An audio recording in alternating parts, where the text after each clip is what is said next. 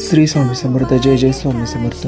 श्री दत्ताच्या चौथ्या आणि पूर्ण अवतार समजणारे अक्कलकोटचे स्वामी समर्थ यांचे बाळाप्पा निस्सिम भक्त होते. स्वामींनी बाळाप्पांना आपल्या चिन्मय पादुका देऊन अक्कलकोटमध्ये स्वतंत्र मठ बांधायला सांगितले.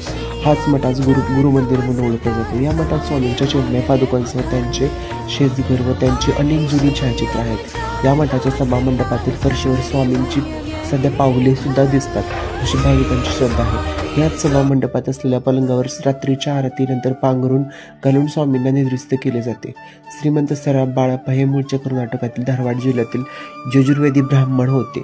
वयाच्या 30व्या वर्षी त्यांच्या मनात वैराग्य उत्पन्न झाले आणि सद्गुरूंना भेटण्याची तळमळ निर्माण झाली. मोठ्या मुलीचा विवाह आणि मुलाची मुंज करून ते गुरूंच्या शोधात बाहेर पडले आणि स्त्री क्षेत्र गाडगापूर येथे गेले. त्यांनी ते 2 महिने अनुष्ठान केले. अक्कलकोटमध्ये जाऊन स्वामी सेवा करावी असा दृष्टांत झाल्यानंतर ते अक्कलकोटला आले.